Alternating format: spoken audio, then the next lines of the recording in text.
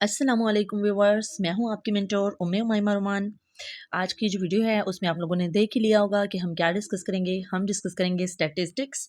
ठीक हो गया। सबसे पहले हम ये देखेंगे व्हाट आर स्टैटिस्टिक्स। उसके बाद हम इसकी जो दो टाइप्स हैं, main types, descriptive statistics and inferential statistics को डिस्कस करेंगे। उसके बाद इन्फ्रेंशियल स्टैटिस्टिक्स जो हमारे पास होती है ना, उसकी जो डिफरेंट सब टाइप्स हैं जैसे कि एनोवा, एनकोवा, मेनोवा एंड मैनकोवा, इनको भी डिस्कस करेंगे और मैं कोशिश करूँगी कि डेली लाइफ एग्जांपल्स के साथ आपको ये समझा दूँ। तो टाइम नहीं वेस्ट करते और जल्दी जल्दी से जो है हम अपना टॉपिक डिस्कस कर लेते हैं। सबसे पहले हम ये देखते हैं कि स्टैटिस्टिक्स होती क्या है। स्टैटिस्टिक्स जो है ये एक ऐसी बॉडी है जो मैथमेटिकल, जिसको हम टेक्निक भी कह सकते हैं, ठीक है, जो कि किसी भी न्यूमेरिकल डाटा को, मतलब अरिथमेटिक वैल्यूज़ को, मैथ की वैल्यूज़ को गैदर करती है, ऑर्गेनाइज करती हैं, एनालाइज करती हैं और फिर उसकी इंटरप्रिटेशन पे वर्क करती हैं। अब ये इंटरप्रिटेशन जो है वो क्वालिटेटिव इन नेचर भी हो सकती है और क्वांटिटेटिव इन नेचर भी हो सकती है। और क्वालिटेटिव और क्वांटिटेटिव इन नेचर होने की वजह से ही इसकी दो टाइप्स बनती हैं, डिस्क्रिप्टिव स्टैटिस्टिक्स और इन्फ्रेंशियल स्टैटिस्टिक्स। जो हमारे पास डिस्क्रिप्टिव स्टैटिस्टिक्स होती हैं वो क्वालिटेटिव इन नेचर होती हैं, जबकि इन्फ्रेंशियल स्टैटिस्टिक्स जो होती हैं वो क्वांटिटेटिव इन नेचर होती हैं। मैं आपको कई बार क्वालिटेटिव और क्वांटिटेटिव का डिफरेंस समझा चुकी हूँ, तो आई थिंक सो अब इन पे ज़्यादा वर्क नहीं करना चाहिए हमें, ताकि हमारा टाइम वेस्ट ना हो। ठीक हो गया। तो इसकी डेफिनेशन देख लेते हैं स्टैटिस्टिक्स की। Statistic is a body of mathematical technique that gather, organise, analyse and interpret the numerical data. ठीक है। और इसकी दो टाइप्स हैं, एक है डिस्क्रिप्टिव और एक है स्टैटिस्टिक्स। मैं आपको पहले भी बता चुकी हूँ। अच्छा, डिस्क्रिप्टिव एक तो क्वालिटेटिव इन नेचर होती है, मतलब हम इसको लैंग्वेजेस के थ्रू एक्सप्रेस करते हैं। जो भी रिसर्चर होगा वो जो लैंग्वेज अपनी रिसर्च के लिए यूज़ कर रहा होगा उसके थ्रू वो स्टैटिस्टिक्स को डिस्क्राइब करेगा। अच्छा, और ये डाटा को एनालाइज करती है लेकिन फाइनलाइज नहीं करती, ये बात माइंड में रखिएगा। जो डिस्क्रिप्टिव स्टैटिस्टिक्स होती हैं वो एनालाइज तो करती है, डिस्क्राइब भी करती है, लेकिन फाइनलाइज नहीं करती। उसकी वजह ये है क्योंकि मैथमेटिकल वैल्यूज़ के साथ ये डील नहीं कर सकती, ये क्वालिटेटिव इन नेचर होती है। लेकिन जो इन्फ्रेंशियल स्टैटिस्टिक्स होती हैं ये डाटा को एनालाइज भी करती हैं और डाटा को जो है वो फाइनलाइज भी करती हैं। ठीक हो गया। एक तो ये डिफरेंस हो गया इन दोनों में। दूसरा, जो डिस्क्रिप्टिव स्टैटिस्टिक्स होती हैं, वो डाटा जो हम लेते हैं ना, वो मतलब डिस्क्रिप्टिव स्टैटिस्टिक्स के लिए जो डाटा हम कलेक्ट करते हैं वो हम डायरेक्ट पॉपुलेशन से ले लेते हैं, ठीक है, और जनरलाइज भी पॉपुलेशन के ऊपर ही करते हैं। और इन्फ्रेंशियल स्टैटिस्टिक्स जो होती हैं उनका जो हम डाटा लेते हैं ना वो हम सैंपल से लेते हैं। ये भी मेन डिफरेंस है इन दोनों में। लेकिन जनरलाइज जो है वो पॉपुलेशन पे करते हैं। देखिए, जनरलाइज दोनों ही पॉपुलेशन पे होंगी। उसकी वजह ये है कि जो भी रिसर्च हम कंडक्ट करते हैं ना वो हमेशा जनरलाइज पॉपुलेशन पर ही होती है। ये पॉइंट आपने माइंड में रखना है। और डिफरेंस क्या होगा, जो डिस्क्रिप्टिव स्टैटिस्टिक्स होंगी वो ओवरऑल पॉपुलेशन से ड्राइव करेंगे हम, और जो होंगी ना हमारे पास इन्फ्रेंशियल स्टैटिस्टिक्स वो हम सैंपल से लेंगे। जैसे फॉर एग्जांपल हम रिसर्च कर रहे हैं कॉलेज के स्टूडेंट्स के ऊपर, तो अब डिस्क्रिप्टिव रिसर्च जो होगी उसमें हम क्वालिटेटिव वे यूज़ करेंगे, ठीक है। और उसमें जो डाटा हम लेंगे, यानी जो न्यूमेरिकल डाटा हम लेंगे जिसको हम इंटरप्रेट कर रहे होंगे, जिसको हम डिस्क्राइब कर रहे होंगे, वो ओवरऑल कॉलेज के स्टूडेंट से लेंगे, ठीक है। लेकिन जो इन्फ्रेंशियल स्टैटिस्टिक्स होंगे उसमें हम अपने सैंपल से लेंगे, सैम्पलिंग की टेक्निक्स यूज़ करेंगे। जैसे मैंने आपको बताई थी ना, probability sampling and non probability sampling. तो हम इस तरह की टेक्निक्स यूज़ करते हुए पहले अपना सैंपल सेलेक्ट करेंगे, ठीक है, और सैंपल से फिर हम जो न्यूमेरिकल डाटा इकट्ठा करेंगे ना उसमें हम इन्फ्रेंशियल स्टैटिस्टिक्स पे वर्क करेंगे। मैंने आपको एक बार पहले भी बताया था अपनी किसी वीडियो में कि जो हम नॉर्मल वे में रिसर्च कंडक्ट कर रहे होते हैं ना वो असल में इन्फ्रेंशियल स्टैटिस्टिक्स पर ही कर रहे होते हैं। लेकिन फिर हम डिस्क्रिप्टिव स्टैटिस्टिक्स क्यों यूज़ करते हैं? देखें, जब हम कोई हाइपोथेसिस बनाते हैं, ठीक है, उससे पहले ज़रूरी नहीं कि हम इन्फ्रेंशियल की तरफ ही चले जाएं। उस वक्त हम डिस्क्रिप्टिव से ही काम चलाते हैं, सो दैट मतलब हम उसको जो है इंटरप्रेट कर सकें, उसको इजीली अंडरस्टैंड कर सकें, उसकी प्रॉब्लम को जो है वो दूसरों तक पहुंचा सकें, मतलब कम्युनिकेट कर सकें उसको, फिर उसके बारे में डिफरेंट एस्पेक्ट्स को डिस्कस कर सकें या स्टडी कर सकें और फाइनलाइज करें कि हाँ हमने इस पे वर्क करना है या नहीं करना। क्योंकि आपको पता है मैथमेटिकल वैल्यूज़ थोड़ी सी मुश्किल हो जाती हैं, क्वान्टिटेटिव चीज़ जो है वो फिर टेक्निकल वे बन जाता है। उसके लिए आपके पास प्रूफ भी होना ज़रूरी है। आप डिस्क्रिप्टिव के लिए ज़रूरी तो नहीं है कि आप जस्ट राइट ही कर दें, आप इसको ओरली भी कंडक्ट कर सकते हैं। ठीक हो गया, मतलब इसका प्रूफ हो या ना हो इससे आपको कोई फ़र्क नहीं पड़ता। ये एक जनरल सी बात मैं आपको बता रही हूँ। लेकिन डिस्क्रिप्टिव रिसर्च, अक्सर रिसर्चर्स जो है ना डिस्क्रिप्टिव स्टैटिस्टिक्स को भी राइट करने को प्रेफर करते हैं, सो दैट कभी डिके हो जाए मेमोरी का तो दोबारा वो उसको रिकॉल कर सकें। ठीक हो गया। अच्छा, दो डिफरेंसेस मैंने आपको बता दिए। उसके अलावा ये सेंट्रल टेंडेंसी के साथ वर्क तो करती है लेकिन क्वालिटेटिव वे में, ठीक है। लेकिन इन्फ्रेंशियल स्टैटिस्टिक्स जो है वो सेंट्रल टेंडेंसी के साथ वर्क करेगी क्वांटिटेटिव वे में, ठीक है, मैथमेटिकल या अरिथमेटिक वैल्यूज़ को यूज़ करते हुए। अब आपको पता है कि स्टैंडर्ड टेंडेंसी क्या होती है। सेंट्रल टेंडेंसी जो होती है मेन, मेडन या मोड को हम कहते हैं। उसके अलावा जो वेरिएबिलिटी होती है डिफरेंट वेरिएबल्स की या डाटा की, उसको मैयर तो स्टैटिस्टिक्स भी करती है लेकिन क्वालिटेटिव इन वे में, डिस्क्रिप्टिव वे में।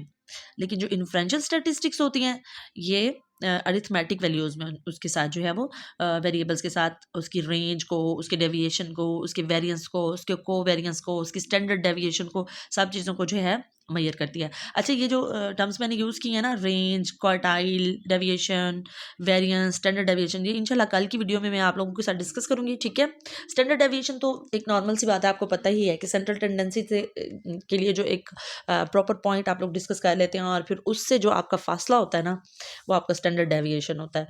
तो ये कोई इतनी हार्ड एंड फास्ट रूल्स नहीं है इसके, ये हम इंशाल्लाह एक वीडियो में डिस्कस करेंगे और डिटेल के साथ मैं आपको बताऊंगी।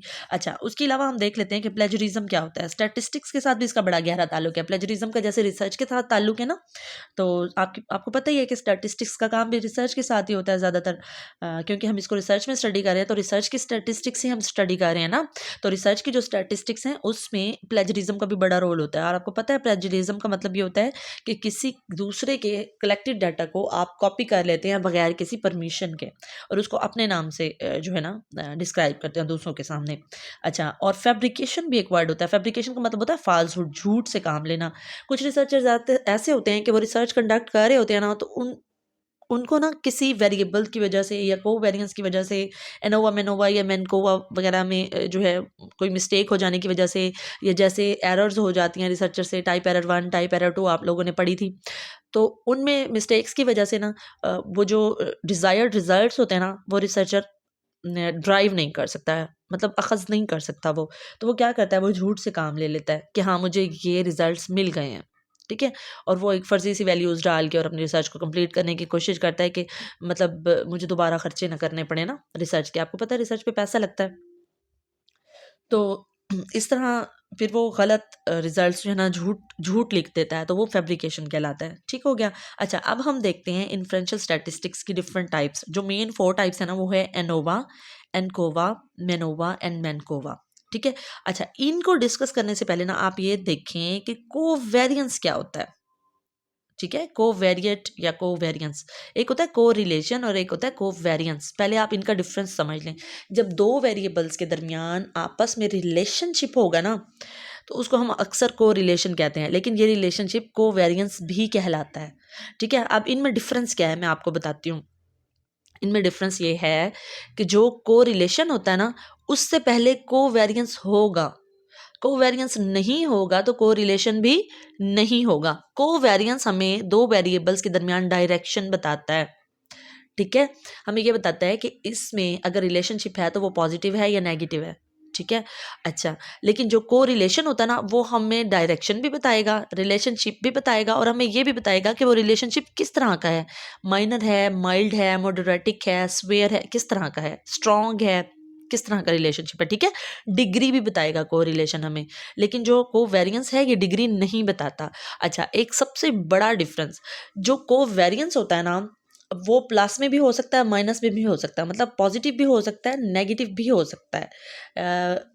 लेकिन ये जो है ना, इसकी रेंज +1 से -1 के दरमियान नहीं होती। इसकी रेंज जो है -625 भी हो सकती है, -428 भी हो सकती है, +225 भी हो सकती है। मतलब एक एग्जांपल दे रही हूँ, 1 से ज़्यादा हो सकती है, लाखों करोड़ों में भी हो सकती है कोवेरिएंस की वैल्यू, प्लस में और माइनस दोनों सूरतों में। लेकिन जो होता है ना कोरिलेशन, ये हमेशा +1 से -1 के दरमियान में ही रेंज करेगा, क्योंकि ये हमें डिग्री बताता है, ये हमें रेंज बताता है। ठीक है। ये हमें इंटेंसिटी बताता है, दो को वेरिएबल्स जो हैं उनके दरमियान रिलेशनशिप की। ठीक है, ये सबसे बड़ा डिफरेंस है। अब जब को वेरिएंस होगा तभी को रिलेशन होगा। को वेरिएंस मतलब रिलेशनशिप दो वेरिएबल्स के दरमियान मौजूद होगा, तब ही को रिलेशन होगा। ठीक है। अब जो पॉजिटिव कोरिलेशन है वो हमें ये बताता है कि दो वेरिएबल्स जो हैं वो सेम डायरेक्शन में वर्क कर रही हैं। अगर एक बढ़ती है तो दूसरी भी बढ़ जाती है, एक कम होती है तो दूसरी भी कम हो जाती है। ठीक है, जैसे फॉर एग्जांपल हम कहते हैं कि बच्चा जो है ना उस कारपोरल पनिशमेंट से ना बागी हो जाता है।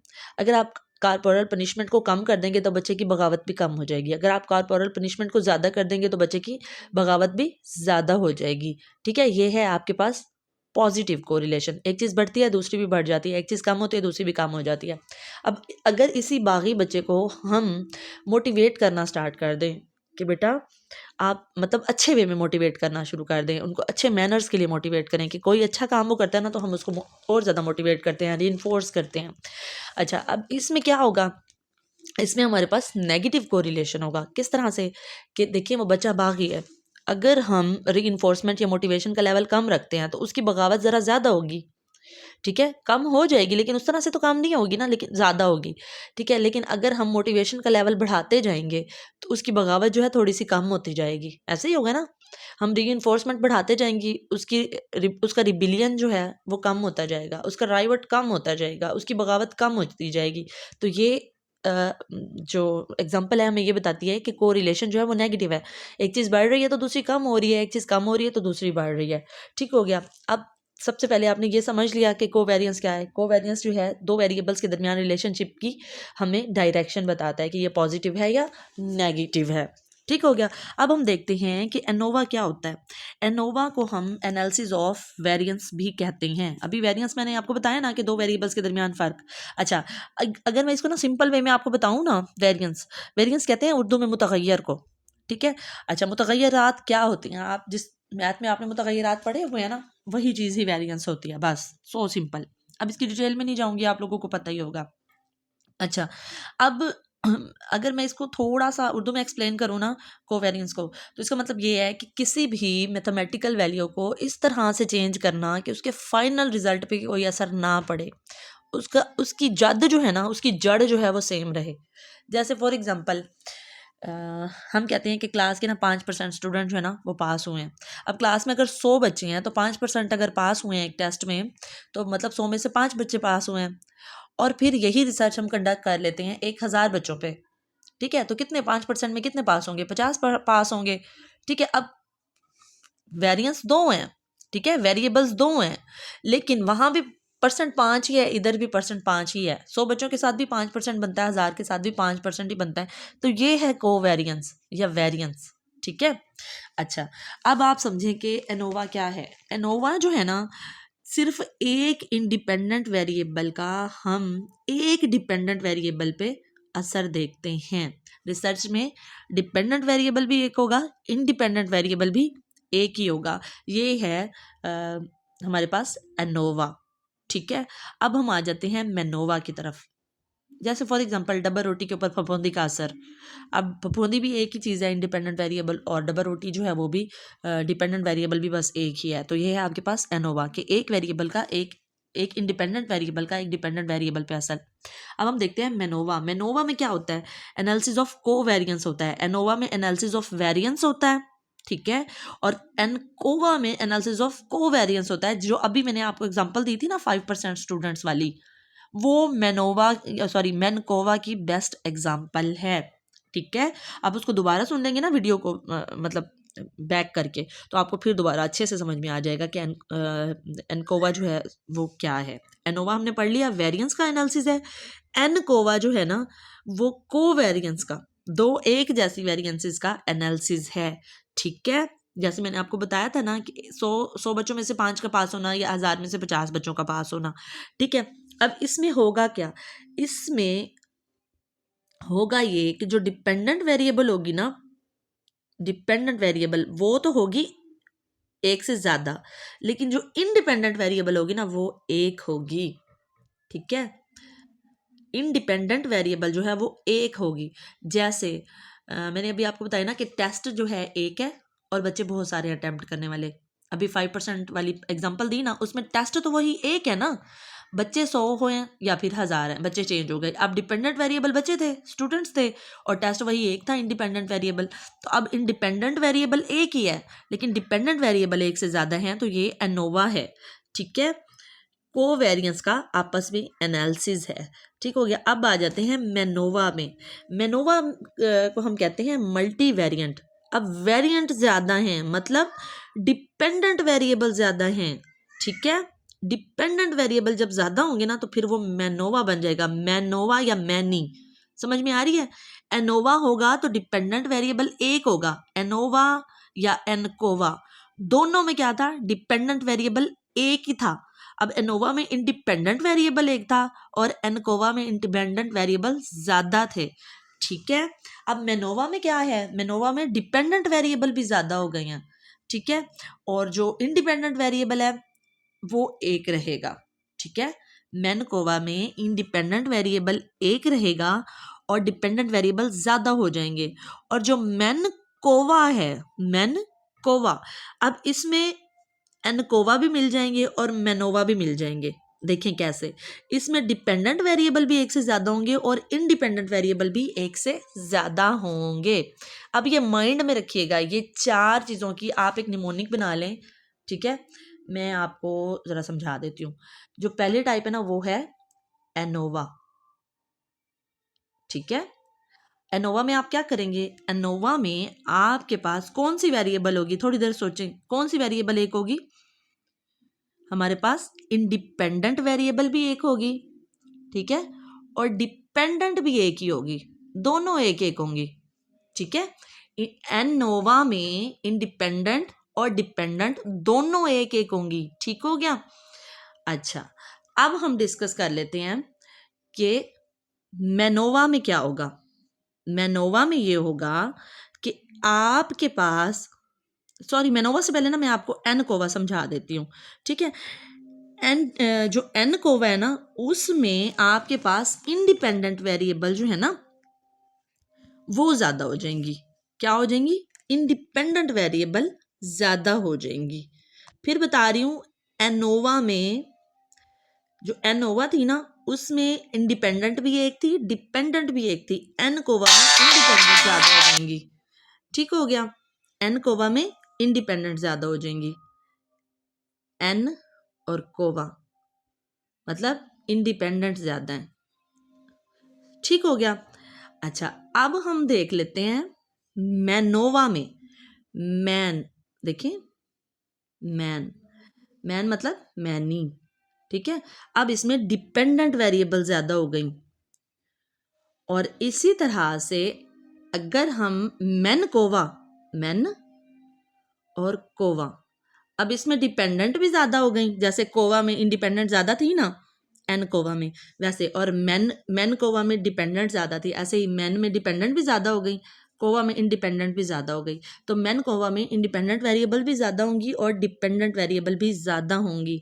मैंने पूरी कोशिश की है कि आप लोगों को अच्छे से समझा सकूं। अगर फिर भी कोई कसर रह गई हो तो आप लोग जो है मुझे ज़रूर बताइएगा कमेंट सेक्शन में। मिलते हैं फिर नेक्स्ट वीडियो में। टिल देन, अल्लाह हाफिज़।